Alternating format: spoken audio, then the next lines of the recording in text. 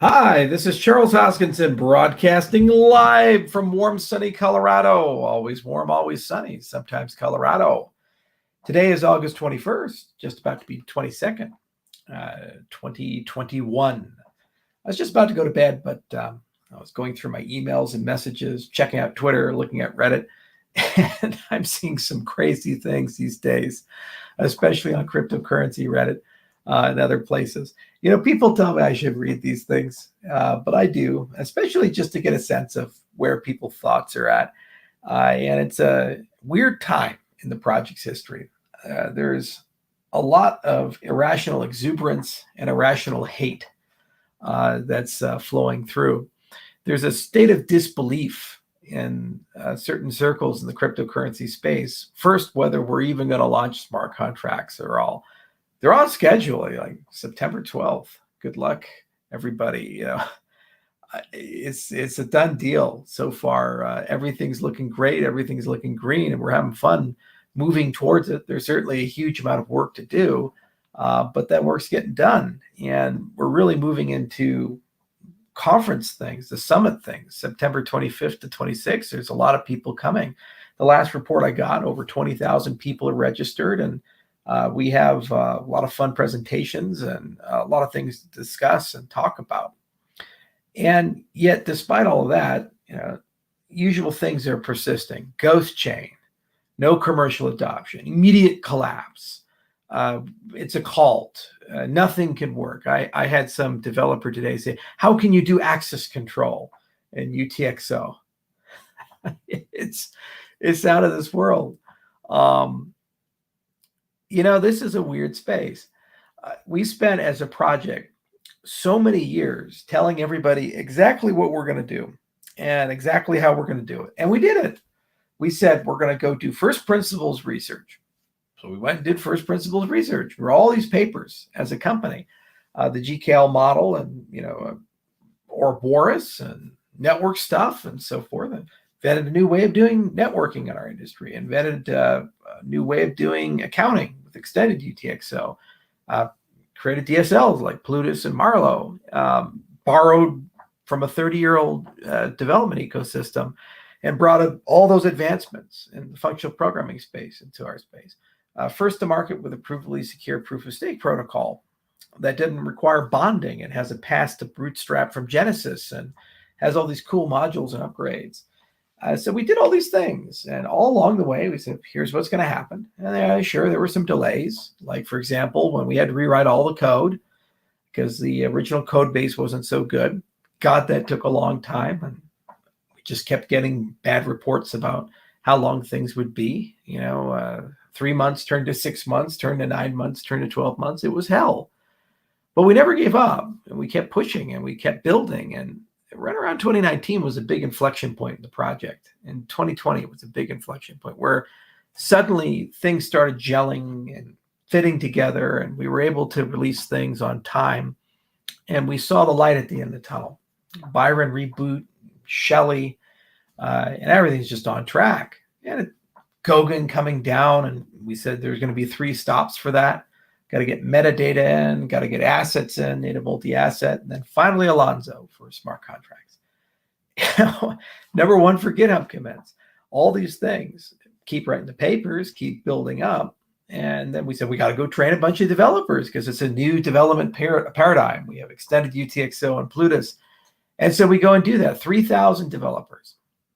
None of these things matter to the critics of the project because they've already made up their mind about Cardano. They've already decided it's not real to them. It's a scam. It's a cult. They've already made up their mind. No matter what we accomplish, what adoption we get, no matter what's constructed on Cardano, what you guys, the community, build. Boy, there's a lot of you building right now, excited as hell, fired up, ready to go. What we do this year, next year, the year after, we get Ethiopia to go do something. Heaven's sake, that wasn't easy at all. Oh, that's just an easy deal. They probably bought that deal or something like that. Oh my God, there were so many layers of bureaucracy doing checks and balances just to make sure that they could cross the T's and dot the I's. But they didn't know anything about that.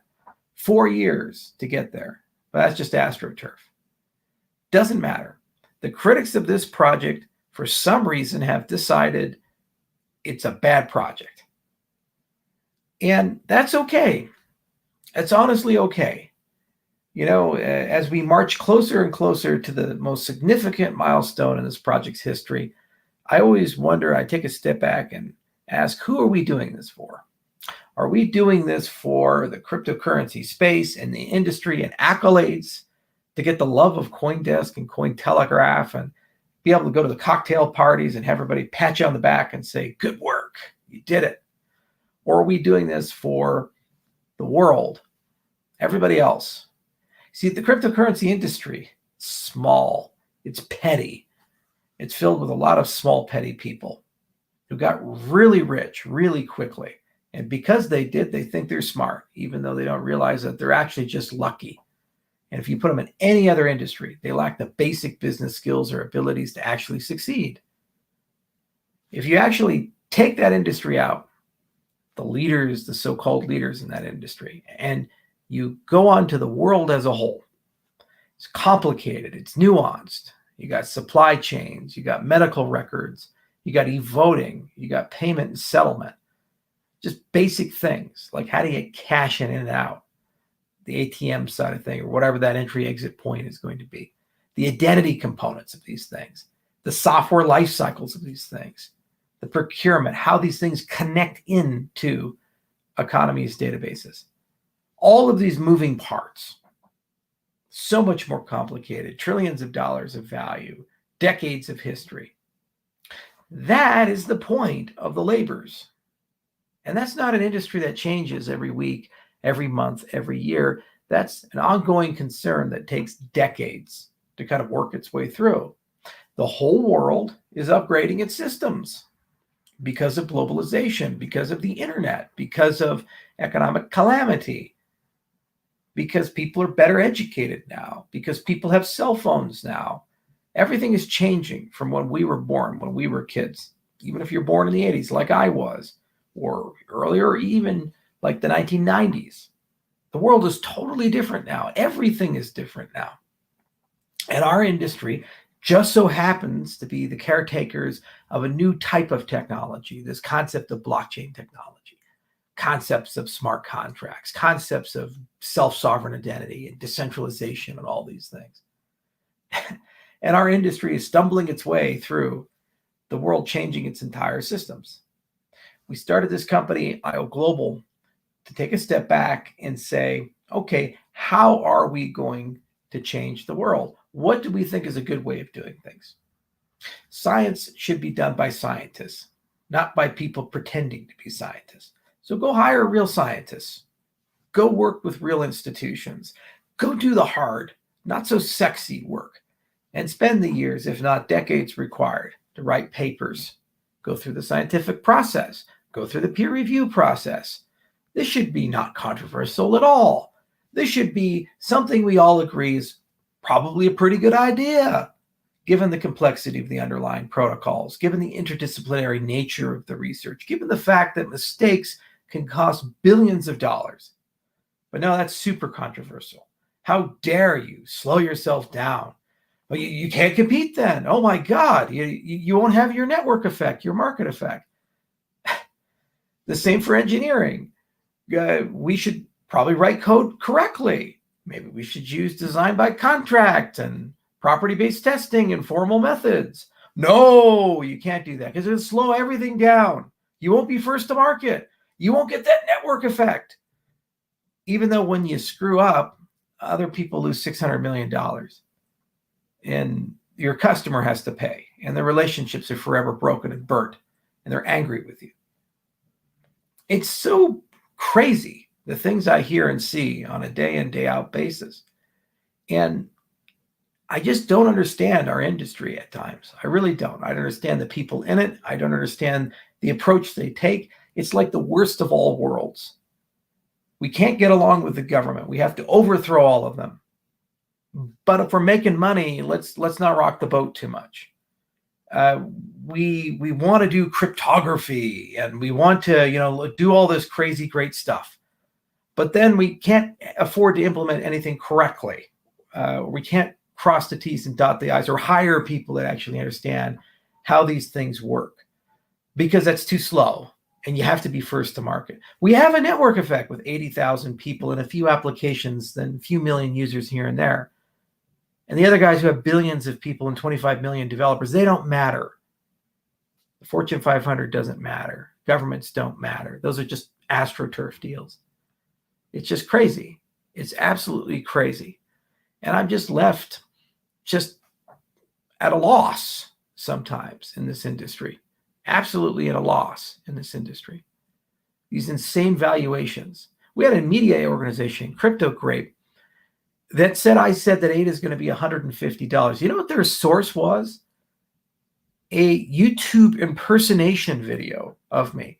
They just took the title of the video. It was one of those giveaway scams. And they published a whole fucking article on it. And this is what counts for journalism in our industry. You know, the most satisfying moment of my career is going to be when we collectively as a group transcend all of this and retire all of this madness. The Homer Pepes and the NFTs that sell for millions of dollars, the Dogecoins, all of these memes that have somehow become living organisms, parodies of things, and have taken over everything. When we transcend all of that and we return to the entire point of where it began, which is how do we improve the systems of the world to make the systems better for everyone, everywhere? Pretty simple. And it doesn't matter the system. It can be the system your identity is connected to. So we don't have $50 billion a year of identity theft. And we don't have data breaches like the OPM hack or the Yahoo breach or the recent T-Mobile breach or the Equifax breach, where our identity gets stolen again and again and again, and we get the bill. How do we build sound money so crazy politicians don't go and print trillions of dollars for their own political ends to pay for war machines and giveaways and other things so they can continue getting elected, and by debasing the currency in that process, harm the poorest amongst us and make everything more expensive, so expensive people can't even afford to fill their gas tank? How do we make the voting systems better so that we actually believe that our vote counts and we can verify that and we can vote online from a click of a phone and not be lectured by some academic at MIT about how that's never going to be secure and paper's a great idea, not understanding that by embracing that, you can't really have elections on a regular basis. You can't do polling every day. You can't have a direct relationship with your people. You can't talk to your people. And by it being too expensive to conduct elections, you can create the monopoly of the two-party system, or a small group of privileged actors could decide who's on the ballot. It's all about improving the systems of the world. I had a great conversation with Stuart Kaufman the other day. And he says, hey, 20 years, we're probably going to destroy the biome of the planet and set it on an irreversible course to extinction. The human race is just going to be so self-destructive, wipe its way out. And we think, God, why is that? Well, because the parameterization of global capitalism is wrong. It values too much the short term. There's too many people. And because of that, you're going to end up burning all the resources out too quickly. Every model we make shows that this is not good. So change capitalism, change the parameters and tuning of the system. But how would you do that? You need a new system. You need new parameters. How do you get there? You need some system that's competitive and superior to the old system and can replace it. These are the things, and dozens and dozens and dozens more of the problems that we worry about and think about on a daily basis. We discuss with world leaders. We discuss with academics. We discuss with engineers. And we keep asking our community, let's work together, even if we can do small things. Better voting system for your club. Idea scale, catalyst, these things. They grow. And you wake up in 5 years, and they've grown to enormous things.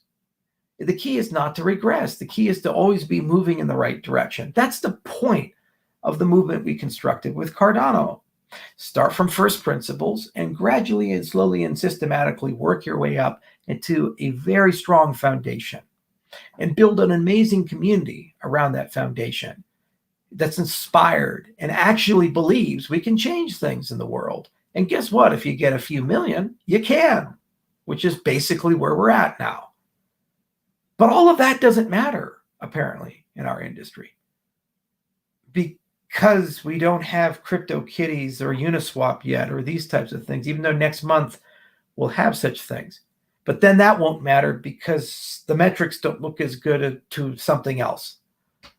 Or it's all about transaction fees or transaction throughput or whatever the vanity metric happens to be. It's just crazy to me sometimes. It really is. The only thing that gives me solace and comfort is the fact that the Cardano community gets it. You guys really do. It's amazing. You know, there are so many amazing people that wake up every single day in the Cardano community and they read books. They think about the world. They think about life. They think about foundational concepts like what is right and what is wrong. What type of world should we live in? What rights do I have as a human being? What rights do I earn through merit? How should my neighbor and I get along and communicate with each other? What type of economic system is truly fair? How do we improve the environment? How do we ensure people have clean drinking water? How do I ensure that there's equality amongst us, at least of outcome? Of opportunity.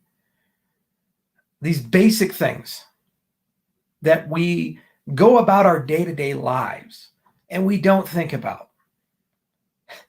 We don't. We go to work. We work. We come home. Turn on the television. Watch reality TV. Eat dinner. Drink a beer. Go to bed. Wake up. Repeat, repeat, repeat. Just like a Nine Inch Nails song. Every day is exactly the same. That's the way society is supposed to work. We've been programmed for it to work. Then suddenly we have this thing that inspires people to look at the world differently and believe, because it's true in aggregate, that collectively, if we decide, just change the way the world works. We can just change the way money works. We can just change the way property rights work. We can just change the way we work with each other and the relationships therein. And if we don't like the exact thing, we can change that thing. We can just build another thing, this great evolution of society and systems. That's what gives me hope. Not Reddit, not Telegram, not this insanity and this madness that our industry has become, but the fact that there's a community within this industry that seems to really give a shit and care that we can do things differently. Why do we care about the peer review process? Above and beyond, it creates something that's right more often than it's wrong. We care about it because there's no ego in it. There's no culture in it. There's no language in it. It's global. One day there'll be 100 universities, then 1,000, then 10,000. The skin color of the authors don't matter. The languages and names of the authors don't matter. The genders of the authors don't matter, because at the end of the day, they're all stripped off the paper. It's just a title in the work. You create a culture where that's the standard, then we start not believing in some grand leader or figure to think his way out of how will we get the next invention. Instead, it's how do we get more institutions in and more people in to think about the problems we care about. That's why we care about peer review, because it's the only damn way that I know of to create a decentralized, culturally neutral, global brain for all of this ecosystem to benefit from. And that's what we've done, if you really think about it. Look at the papers in the library and the diversity of the author set, the geographic diversity of the author set, and how it keeps growing and growing and growing. Imagine where that's going to be in 10 years or 20 years or 30 years. And tell me, do I need to be around for that to work? No. Now that that's getting set, research centers are being built, different funding streams are coming in. That's the status quo and the expectation of the entire community. You make a claim, you validate a claim with evidence. Independent checks and balances and audit and oversight. Novel concept, completely missing for the most part in Silicon Valley. see where Theranos came from, and completely missing for the most part in large chunks of our industry, with some notable exceptions. That's an example, and there's dozens of other examples. Why do we do all the government contracting? Because if I look at you with a straight face and say, hey, we want to change the world, well, you kind of need to have a nation state at some point in there and work with them at some point in there on something, and have them embrace the technology you're building so that people can use that technology to change their lives. So you give economic identity to millions of kids. They'll become not kids in a little bit. They'll become adults. What do adults do? They borrow money. They spend money. They earn money. They conduct commerce. They start businesses. If this is where they grow up and they're digital natives, they're crypto natives, doesn't it stand to reason that the first loan that they're going to get is through a peer-to-peer lending marketplace? Doesn't it stand to reason that the first payment that they make is not going to be cash? It's going to be a digital payment with a cryptocurrency or something like that. So if you have a gateway to embed that early on in the evolution of a person, wouldn't you take it? Especially if you can do it at the scale of millions of people, tens of millions of people, and so forth. We spend so much time complaining about 87-year-old senators who don't have their heads from their ass and probably have difficulty getting dressed without help, that we ignore the fact that there are literally billions of people right now who are globalizing, and they currently have no preferences. Not Microsoft, not Google, not any of these things about how they should spend their money, use their money, earn their money, what their identity should look like, what their credit should look like, these types of things. So go and get them in. And collectively, you get a few billion people in. You know what that's called? That's called changing the entire fabric of human society, especially if the system they're in happens to produce more value than the legacy system. Over time, they become richer. They become more competitive. And the only way the legacy system can compete is to become like the new system. Adapt or die. It's the one truth of business and of life. So I'm proud of the movement we have because a lot of the people in it seem to get it. It's not about today. It's about the horizon. It's about the slow, methodical march towards something better. It's about the desire to improve a little bit every single day. It's about the desire to build. It's about the desire to share. It's about the desire to learn. It's about the humility to admit that we don't have all the answers and that we only will divine some of them by listening to each other, valuing each other, understanding that these are complicated problems in the world. And little by little, we make progress on complicated problems, frustrating at times because progress is slow. It always is, especially if your goal is not to leave people behind. And what we've done with the slow way is we've demonstrated it's the fast way, and I'd argue the only way to really change the world. While everybody else was squabbling in the space, we were the first to market with a provably secure proof of stake. The response is either no, you weren't because this other guy did something, or proof of stake is fake and it doesn't exist and all the work you've done is trivial. Meanwhile, it's there. It exists and it continues to evolve and grow. And I'd argue it's the best in the space, certainly the most valuable. And the same will be done with smart contracts. The same will be done with side chains. The same will be done with governance. And 5 years from now, we're going to be here. And 10 years from now, we're going to be here. And 15 years from now, we're going to be here as a movement. The difference only will be the size of it. It's going to be larger. And why wouldn't it be? It's fun. It's interesting. There's great people to meet. There's great experiences to have. People here dream, and they love what they do. And apparently no amount of toxicity dissuades them in any step or way of the way. As for the industry as a whole, who knows? I don't honestly know where it's going. I see things at times that just blow my mind and really drag me down and just grade the hell out of me. You can't win in any respect. We're number one for development activity. Well, those are just GitHub commits. They don't count. Anybody can game them. Okay, well then show me the commits that are bad. Show me the progress that's bad. Tell me how our software development process is broken. Demonstrate that to me, because you have all the evidence there. It's all in GitHub. No, we won't actually have that conversation. Why? Because they can't. They just hear it, they parrot it, because they want to sound smart, or they want to find some confirmation of a bias that they already have. Okay. Why feel so passionate about these things? If Cardano's not your cup of tea, if the things we built is not great, well, then just ignore it. Go about your life and do something else. But instead, no, it has to be a scam. It has to be a cult. The movement has to be wrong. The people in the movement have to be wrong. They're evil. They're misled. They're misguided. Every single thing we've done, all the papers we've written, all the code we've written, all the progress we've made, the countries we've entered, the infrastructure built, the 154 ventures funded or projects funded or ideas funded from Catalyst, every single one of those must somehow be corrupted because, well, I've decided that Cardano is bad. And at the end of the day, the mission is the same. Improve the systems of the world, make the world a better place. Make it better for everyone, everywhere, especially the poorest amongst us. Find ways to get it there. Is it easy? No. But why do we do it? Because it's not easy. We do these things because they're hard. We do these things because they're the right thing to do, and because it's the first time ever in human history where we've actually collectively had the opportunity to work on something like this. When my dad was a kid, one of the formative moments of his life was the moon landing. Born in the 50s and was in its teens when the moon landing happened. And that was the collective effort of more than 1 million people.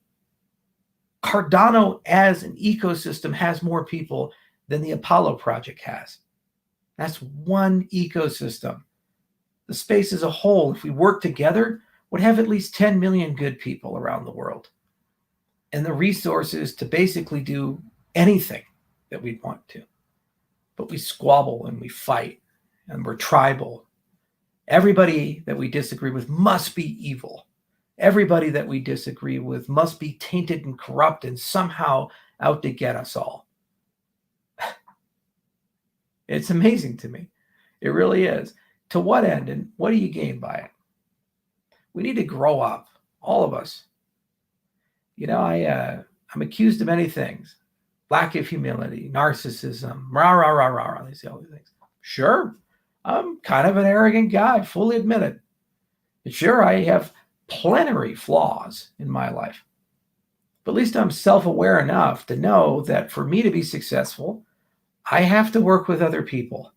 And I have to get along with other people. We have to find ways, even if we dislike each other, of making it work for the greater good. If not my company, then the products we work on, if not just because the world deserves such a thing. So set the ego aside and get it done. I saw El Salvador as a great example of this. This delegation of Bitcoiners goes down there and says, our goal is to protect this country from the shit coins, amongst many other statements made, many other things made.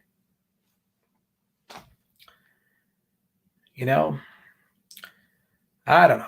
It's just damn depressing. I just sad.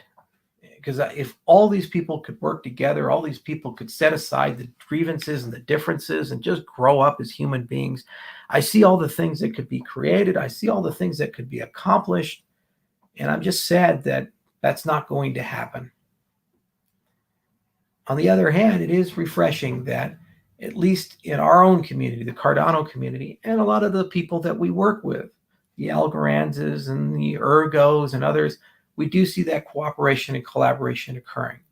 So my hypothesis is that if we can just keep investing and growing these types of things, that somehow, some way, over 3 years, 5 years, 10 years, 15 years, that will become stronger and better than this industry as it is today. And we'll just outgrow and overcome it. And we'll move into the systems business, not the crypto business, and move into the digital transformation business and start transforming everything we touch, from the individual's life, getting them into self-sovereign identity and being their own bank, to the organization, getting rid of the leaders at the top. There don't need to be CEOs in this type of structure, to governments themselves, where they're actually held to immutable rules they can't change because they're politically inconvenient, and they have to embrace sound money and actually make sure that they have real consent of the governed, and that can't be changed or manipulated.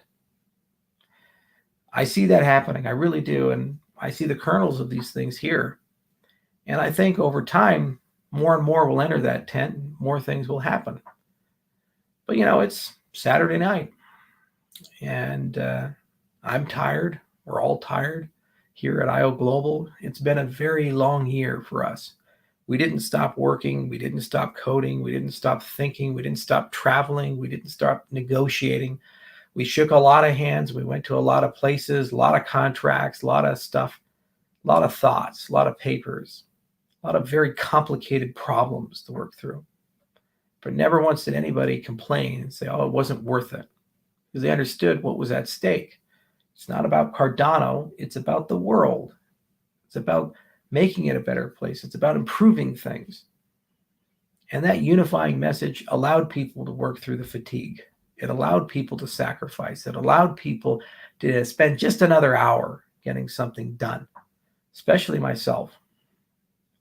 And we'll see a small bit of that next month with the launch of smart contracts and the summit. And as we move beyond that, we'll see more and more as you, the community, turn things on. The dreams and hopes that you've bottled up, the projects that you've bottled up for the past few months and few years, depending upon when you got on board to the movement, maybe even a decade. And we'll see those projects turn on. Many will fail. Some will succeed. The ones that will succeed, it's like planting a forest. More seeds will come down, more will succeed. And when we look at the long term, 3 years, 5 years, 10 years, it'll be something quite extraordinary and magical. And it'll be built with the same foundations and philosophy that we built Cardano with. The same desire for evidence, the same pursuit of greatness. Makes me pretty happy. And it makes everything that we've invested and sacrificed for worth it. That said, I think one of the things that I aspire, at least next year, is we do need to figure out as a human race a different way of communicating with each other. It's just getting worse, and it shouldn't. It's getting more toxic. It's getting more personal. It's getting more dehumanizing. The empathy just continues to drain out. The pettiness of it continues to increase. It's sad. It truly is. We deserve better as a species. We really do. We deserve to treat each other as human beings. But these communication mediums, they just don't do that anymore. So this is, I think, the ultimate challenge if we're going to get out of this. We're going to close the wisdom gap and solve the existential technologies and improve these systems of the world. The system that needs the most improvement is the most basic and the oldest, which is that of human communication. Somewhere along the way, the advent of the internet and social media and cell phones and all these other pieces of technology have made it all right for us to treat every single person that we don't like or disagree with as evil, horrible human beings that must be destroyed. And for a society to be free and open and have controversial ideas and the notion that people can fail or not be completely right but still produce value, this is antithetical to all of those things. It has always been. So somewhere buried in the brilliance of our community, somewhere buried within the brilliance of the technologies that this industry as a whole works on and the human race as a whole, there has to be a better way, a better solution than what we have right now. Because the systems we're building right now are very powerful and they're neutral. They're not built with our goals and desires and hopes and dreams in mind and respect for humanity in mind. They're algorithms, they're protocols. They're not conscious. They don't have ethics and values, any more so than gravity has ethics and values. The laws of thermodynamics have ethics and values. They're things that we imbue and construct and then behave on autopilot in that respect. So as we build these new things and we propose them to change our lives, to change our organizations, and to change our governments, we have to figure out, how do we make sure that we don't lose the plot along the way, and that we're able to communicate with each other well enough that we can reach good consensus, and we feel valued and respected, and we understand each other, and we have empathy for each other. Even if we disagree with each other, we at least understand where we stand, where we sit as human beings. This is going to be, I think, the hardest thing, because we have to undo what has been done, and then we have to evolve beyond that. It's incredibly hard because we have to overcome ourselves and accept that we're finite and we have biases. We have misconceptions, holes in our knowledge. We're not perfect. Our opinions may not be completely based upon facts and reality. Seldom are they, actually. We might be programmed with bad code, bad faith, bad experiences, traumas, neuroses, bitterness, pettiness, weaknesses that we don't want to admit or care to admit. And the only way we're going to communicate well is to somehow set all of that aside, admit it, and move beyond it, or embrace systems that expose these things and force us to not embrace the demons of our nature, but rather the better angels of them. That, I think, on the Saturday night musing, is perhaps the big thing that we have to work on in the next few decades if we hope to get out of all of this. We see it strongest in the cryptocurrency space because that's the furthest along in terms of social evolution. And it's basically a vision to a potential future if we do nothing. We're like children who have discovered alien technology, and we're trying to figure out how it works and how to use it wisely, but we didn't invent it. We don't understand where it comes from or the consequences of it. So of course we can't accomplish that mission. And if this percolates its way into the normal business world, if this percolates its way into institutions that we rely upon for life to be okay, we're in for a lot of trouble. So we need to figure a way out of it. All the tools are there. A lot of ideas in the periphery are there. And this is going to be a big pursuit of ours in 2022. We're going to have to figure it out. We're already working in that direction with Catalyst. 33,000 unique wallets, thousands of unique conversations on a weekly basis, a lot of controversy. People ask for too much money. People make unrealistic demands. People think venture only getting funded a few $1,000s should have the same audit and control processes of a Fortune 500 company. People bike shed. People yell at people. There's all kinds of disputes, but yet somehow always it seems to converge to making good decisions, or at least decent decisions. And somehow we don't have too much controversy yet. And it continues to grow and grow and grow. Maybe there's something there. There's certainly a lot more infrastructure that we need to put in, but that's a good microcosm of the macro.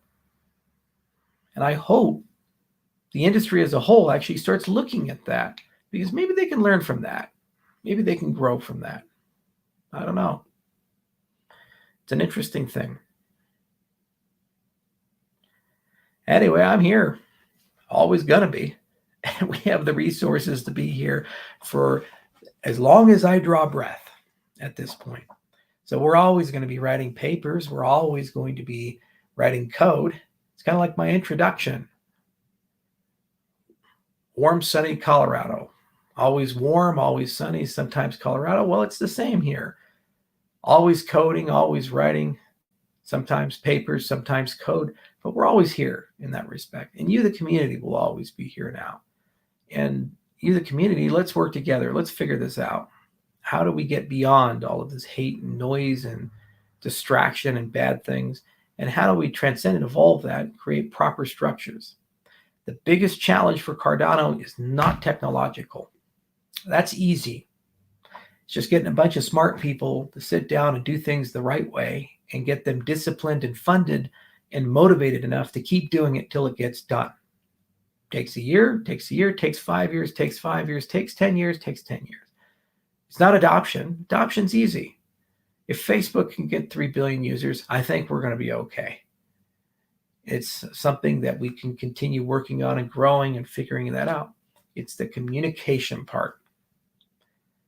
Somehow eschewing fake news, somehow not believing everything you read, somehow being able to critically analyze things, somehow to understand the underlying complaint and biases and these things, and to somehow resist the urge to propagate things that aren't verified. It's taking the time to actually drill down and figure out truth from fiction and how we're going to work together and get along with each other and make hard decisions where it's not about the facts, but the values that the differentiators are. That's the hard part. There's no science that we can draw from there. There's no code we can borrow there. There's no perfect government I can go and take from Olympus and say, this is the way. Because we haven't figured it out as a human species. We haven't. It doesn't exist. There's no harmony. And actually, it's the anti-pattern. We're getting worse, as we see in this industry and other places. Day by day, it's getting worse. So if we accomplish anything, it can't be the technology and it can't be the community. We've won those things and we'll continue winning. It has to be, we have to figure out how do we solve that problem one way or the other. And then how do we convince the people who don't like us that it's in their best interest to use that same technique and adopt it and grow, even if they don't give us credit for it, because it's the right thing to do. And if they do, then we can all work together. And then collectively, the 10 plus million in the industry can go and do something 10 times larger than the Apollo mission.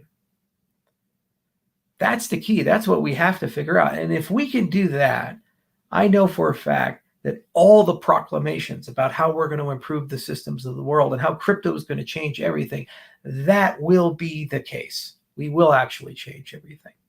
We will actually get it done. People will flock to this new movement because there's no negativity. There's no toxicity. People feel valued. People feel listened to. Imagine you all experience this. How many people do you know in your social network where when you talk to them, they just sit there waiting for you to shut up so they can say something, completely ignoring everything you said? Every single one of us knows that person, probably dozens of them. Might be married to one, might be the child of one. You might be one if you're honest. And how incredible is it to talk to somebody who really listens to you, active listening, actually cares about the words coming out of your mouth, opens up the conversation, is in the conversation with you to treat you as an equal and maybe learn something from you or think about the world differently because of the conversation you've had with them. Imagine how cool it would be if that micro experience now is the whole world. If we could somehow figure out a way to communicate that way collectively. And imagine how cool it would be if all this magical stuff we've invented, artificial intelligence and this blockchain technology, can look at the signals coming out of each other's mouths and actually give us a view into the veracity of them, fact check them, help us sort things out, identify perhaps if we have a cognitive bias or not, so that collectively we can see such things. And there was an incentive scheme where the stuff that's not so good sinks, and the stuff that is good, that's really novel and interesting, organically rises up, not through central coordination, but somehow in swarm intelligence. That would be really cool. I'd like to live in a world like that. That is the challenge. Cardano is going to change a lot over the next 5 years. A lot of new technology, a lot of new ideas, a lot of controversial ideas. New things have to be added to improve the growth of the system, to make it more egalitarian, to make it more decentralized. There's going to be winners and losers in those processes, because whatever system we launch, it's somewhat imperfect. So when you try to make it better, you might end up having people clinging to the past because they realize that their rent-seeking behavior gets punished. Look at, for example, the transition from proof of work to proof of stake in Ethereum. Mining coalitions coming together now, trying to co-opt the system to keep it in the past because they don't want to be fired. Not in anybody's best interest, but theirs. And they have the power to try to preserve that coalition. So if we want to change, we have to figure out a way to communicate. If we can do it here, I know we can do it there. And if we can do it there, people are going to want to live there because they're treated with respect and dignity, and they don't have to live in drama and toxicity and negativity and a world that's always hopeless. They can live in a world of possible. That's what we got to figure out how to do. And if we do, Reddit doesn't matter then, right? Twitter doesn't matter. Telegram doesn't matter. All of these trolls and these people, they don't matter anymore. We've transcended them. We changed the game. They exist, but nobody pays attention to them. They just become vacuous and empty. And we live somewhere else. For my part, it has been a privilege and continues to be a privilege being here and working with all of you, thinking with all of you. It is beyond any wild dream I had at any juncture in my life that I'd have the opportunity to be right here, right now, at the ground floor of something very special. Every single person in this movement, even the ones who don't like me, I love all of you and I value all of you. And I think you guys have really changed my perspective on how the world works and my hope for the world. I was a pretty pessimistic kid when I was younger.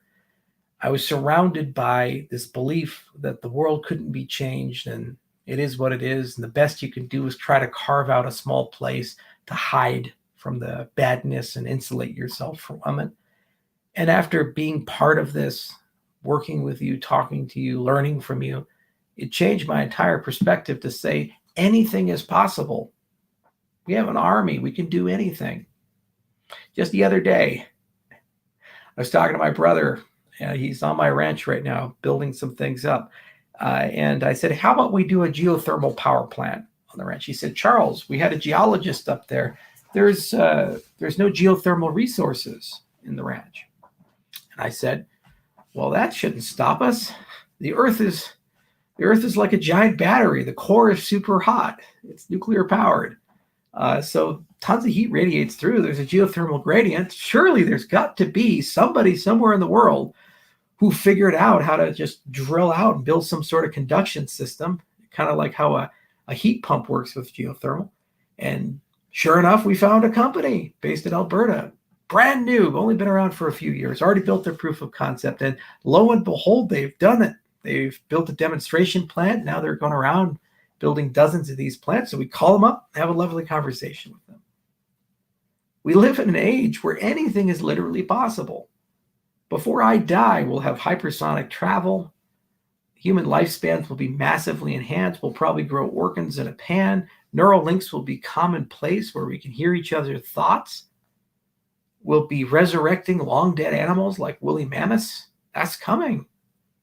Artificial intelligence will grow to the point where it'll be indistinguishable from normal humans. We'll have conversations with them, marry them, relationships with them. They'll resurrect the dead in a certain respect. Always want to meet Einstein? It will exist. This is the future if you want it.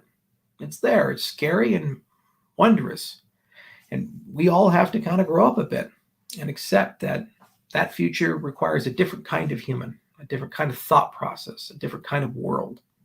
And all these different companies, whether they're in biology or doing revolutionary things in physics or great engineering work, they are all contributing their own parts.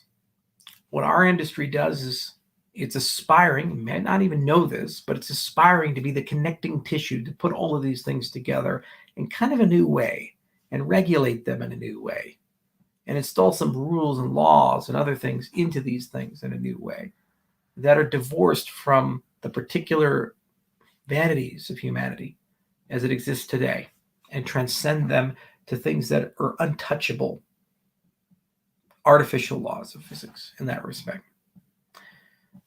It's amazing to be part of that. And there's so much hope being part of that.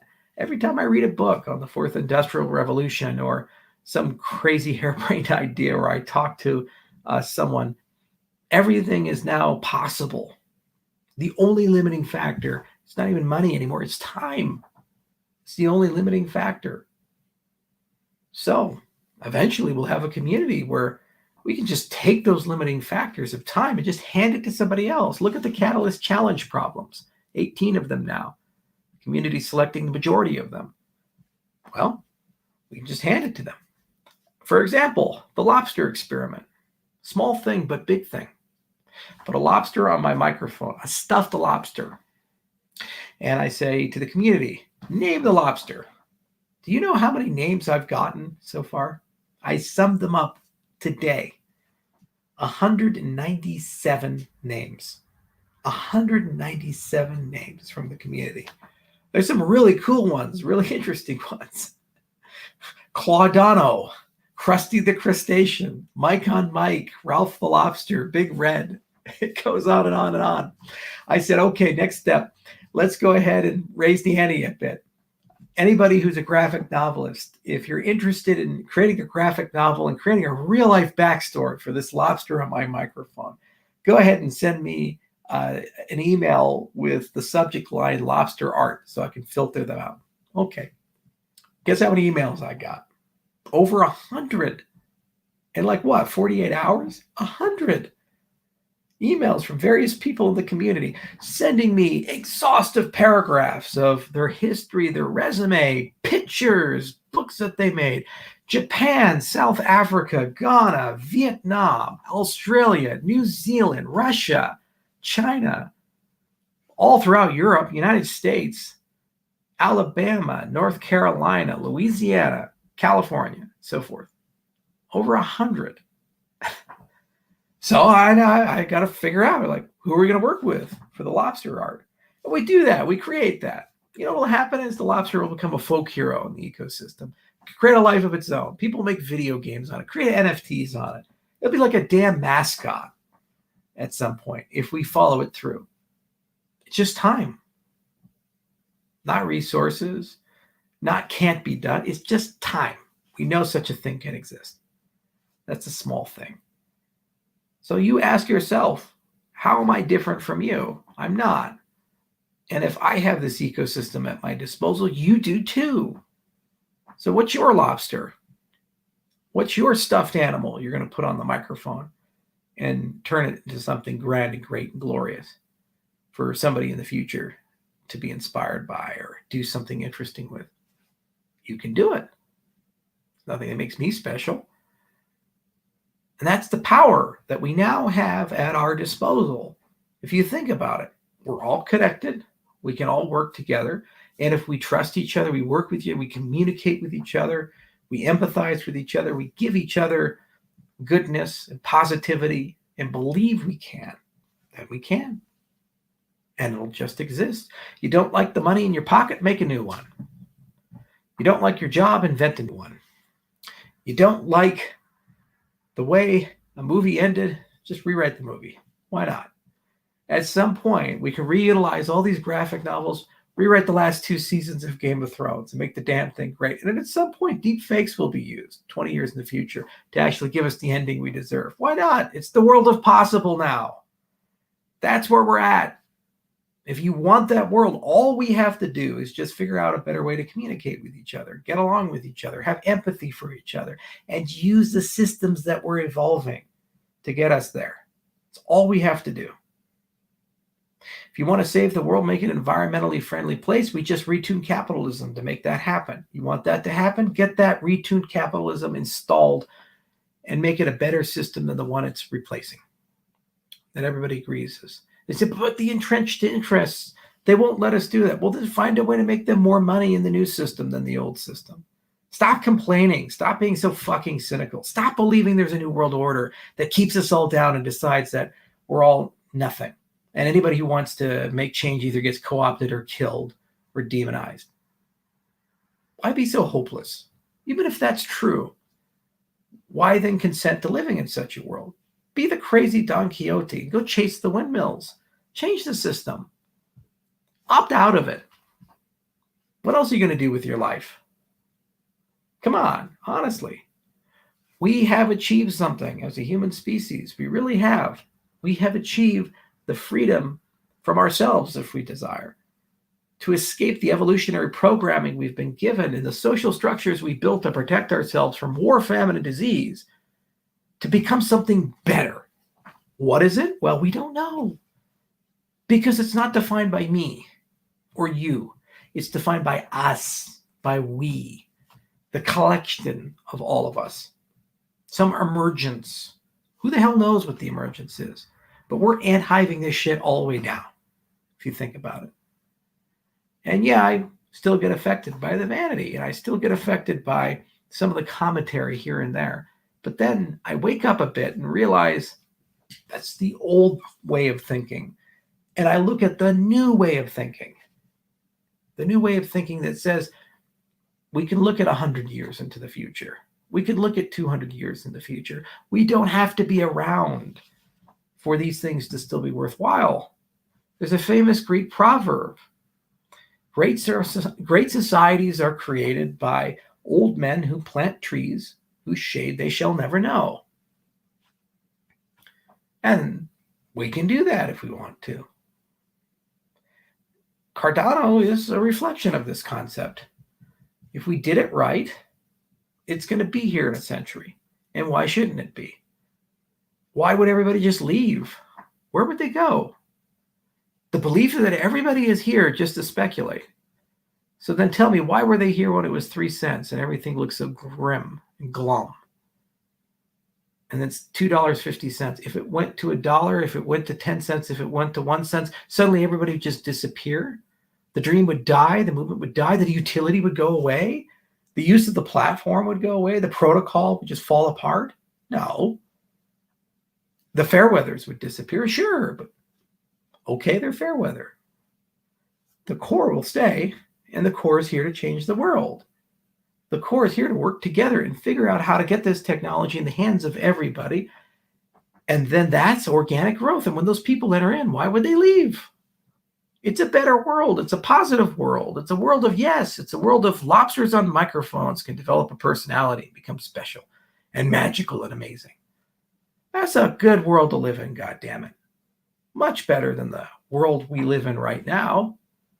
Wear a mask everywhere. The media tells us we're all going to die from the latest variant of this, that, and the other. Every politician's lying. Afghanistan's in flames. What are we really holding on to there, honestly? Inflation eating away at us, fuel costs going up, price of timber doubled, institutional faith at an all-time low, everybody walking around aimlessly, no meaning and purpose, boomerang children living with their parents into their 30s and 40s. People can't even make rent, have to have 5 people in an apartment with 2 bedrooms. Is this the world we should hold on to, cling to, and hope to God that somehow we can make just enough money to escape that world and go live in a small chunk of it, even though everything keeps decaying and the people we care about still have to be there? You can't completely divorce yourself from it. Meanwhile, in the other world, all possible. All the dreams, they're there. And all we have to do to get it is just believe and collectively come together and just start working on it. Start doing it. Symbols matter. I want to do AGI. So I went with the craziest AGI guy in the world. Not the established scientists like the Stuart Russells or the Peter Norvigs or the Sebastian Thruns. The crazy dude that always wears the weird hat, who graduated at 21 with a PhD in math and wrote 300 papers and just wanders throughout the world like some sort of crazy AI nomad. It actually has a pretty cool and interesting plan. So I said, all right, let's fucking do it. Why not? Go put a project manager on it, get PQ. Those guys are good. Put them on that. And fucking let's do it in Africa. Why not? Because why would we want to do it in Oregon or Seattle or Colorado? Let's go do it someplace interesting. Maybe Ghana or Rwanda or Uganda, right? And how do we know it works? Well, why don't we just find an AGI hard problem that only an AI could solve or solve easily in a reasonable period of time? Let's just go ahead and do that. So I said, what should it be? Well, how about like a machine-to-machine language to language translation with minimal linguistic input. See thousands of languages in Africa, and very few of them are cataloged and work for language to language translation. Okay, that seems like an interesting AGI hard problem. Let's go do that. And how do I know it works? Well, let's have some fun with it. I just bought the Lost in Space robot and the Robbie the robot. And they're completely rebuilding and retrofitting these things and connecting them to that backend. So if you guys come to the summit in Wyoming, you'll see the robots there. And little by little, week by week, month by month, I'll talk to the robots and they'll be able to talk back at some point because they're connected to this thing that we're building. And who cares if it takes a year? Who cares if it takes a decade? Who cares if I don't live to see it done? The belief that it can be done means that someone somewhere along the way will get it done. And isn't that good enough? Isn't that good enough? It has to be. If you take away anything from this hour-long rant, from a very tired, worn-out, stressed person who's been working very hard for a very long time to build this technology, it's this. Things are going to change faster than we'd all like to admit and more dramatically than any of us are comfortable with. The only thing we can decide is not how do we stop the change. It's whether you want to be part of it or let it happen to you without your consent. So as you look to your own lives and your own future and where we're going to go, that's all you have to decide. You want to be part of it or not. If you want to be part of it, this is one of the core industries that's going to do it. It's not the only one. There's a few dozen floating around that really will change everything. But this is definitely one of them. It has one of the lowest barriers to entry, and it's front and center for everything. And it doesn't matter if you're an artist, you're a writer, you're a philosopher, you're a technologist, you're a scientist, you're a businessman, you're a garbage man. Doesn't matter. Where you live in that spectrum, there's something that touches what you do. And if even it doesn't touch what you do right now, there's somebody you will meet in this industry. Somebody that you can interact with and have a relationship with and value and treasure and listen to, that just by that connection and that collaboration, emergently you can figure out what you're going to change and be part of that change. That is the lesson I think I've learned over the last 10 years of being in this industry, more than anything else. That is the lesson. Every great thing I've done and everything I've regretted not doing was a consequence of collaboration or the lack thereof, and the ability to listen and connect to people or the lack thereof. So next month is going to be a fun month. It is putting gasoline on the fire of these collaborations and these listenings, but by no means is it the end. It's just the beginning. It means so many more people get to come in and have the conversation, and so many more people get to come in and build and change things. And I firmly believe good things will come of that. And I firmly believe new challenges will come of that. And we're going to overcome all of them. And you too will have a lobster on your microphone. Till next time, bye everybody. See you soon. Get some sleep.